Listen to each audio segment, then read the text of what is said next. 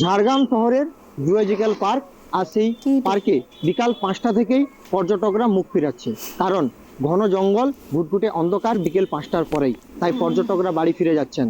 Jhargram zoological park থেকে রাত 8টার পর পার্ক থেকে বের হতে হিমশিম খেতে হচ্ছে দর্শনার্থীদের। অন্ধকারে হাতির আতঙ্কের ভয়ে দল বেঁধে হাঁটতে বাধ্য হচ্ছেন অনেকে। আবার ফেরি থেকে বা কোচিং থেকে ফিরতি মানুষজনও এই অন্ধকার রাস্তায় চলাচলে ভীত।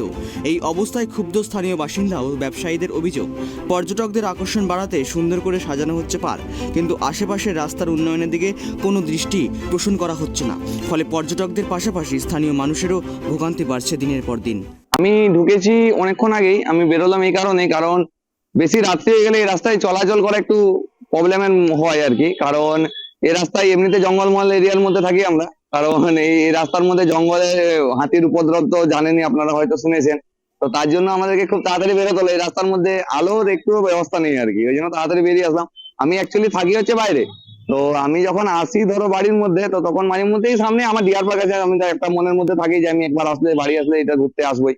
তো যখন আসি তখন তাড়াতাড়ি আমাদেরকে এই কারণে বেরোতে হয় যে জঙ্গলের লাইট নেই, তারপর আবার এই এরিয়াটা অ্যাকচুয়ালি না না না, এই রাস্তাতে একদমই লাইটের ব্যবস্থা কোনো নেই। এবং আমি কেন, এবং আমার মতন যারাই এই রাস্তায় যাতায়াত করেন, আপনি রাত্রি 9টার পর এই রাস্তায় চলাচল খুব বন্ধ হয়ে যায়। কারণ কি বলুন দেখি, তো ঘরের মা বোনেরা আসতে পারে না, তাদেরকে 6টার মধ্যে তাদের ঘর ঢুকতে হয়, কারণ এই রাস্তার মধ্যে লাইটের কোনো ব্যবস্থা নেই। এই রাস্তার মধ্যে সিকিউরিটিরও মানে লাইট নেই, মানে সিকিউরিটি পারপাস তো দেখতেই হবে ব্যাপারটা।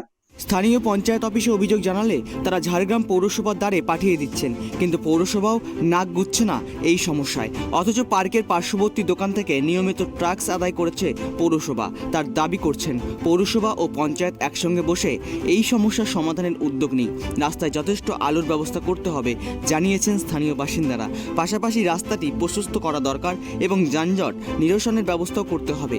ঝাড়গ্রামের জুলজিক্যাল পার্কের এই দুরবস্থা ঠেকাতে দ্রুত পদক্ষেপ না নিলে পর্যটন শিল্পের ক্ষতি হবে আশঙ্কা করছেন স্থানীয়রা। দীর্ঘদিন ধরে টিএমসি এই পৌরসভা দখলে আছে, এবারও দখল করেছে, পরিকল্পনাবিহীন পৌরসভা চলছে। নেতারা, পৌরসভার কাউন্সিলররা যে যার নিজেদের ব্যস্ত হয়ে আছে। জনসাধারণ কোথায় বিপদে পড়লো, কোথায় অসুবিধা হচ্ছে, সুবিধা হচ্ছে, কারো কোনো জায়গায় বলার কোনো স্কোপ নেই।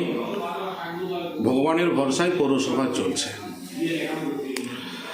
তাহলে যে বারবার শহর সাজানো বা বিভিন্ন প্রকল্পের কথা বলছে, শহর সাজানো প্রকল্পের কথা, যে প্রকল্পগুলো টিএমসির নেতা মন্ত্রীদের পকেটের উন্নয়ন হবে সেই সব প্রকল্পের উপরে জোর দেওয়া হয়, সাধারণ মানুষের কথা চিন্তা করা এখানে হয় না।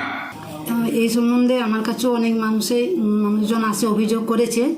তো আমরা এটা মিটিং বলেছি কী করে করা যায়, বা অর্ধেকটা পড়েছে আমাদের পঞ্চায়েত সমিতি এলাকায় এবং পুরোটাই পড়েছে বাকিটা পৌরসভা এলাকায়। ওখানেও মিটিংও আমাদের বলা হচ্ছে, আলোচনা করা যায় কীভাবে করা যায়।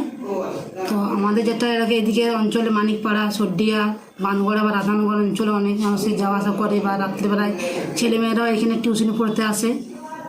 আর বাইরে থেকে পর্যটকরা আসে ডিয়ার পার্কে, তারা ওই হাতির ভয় বা অন্ধকারের আগেই তারা বেরিয়ে যায়। তা এটা আমরা বড় মিটিংয়ে আলোচনা করব যে তাড়াতাড়ি কীভাবে এই লাইট ব্যবস্থা করা যায়।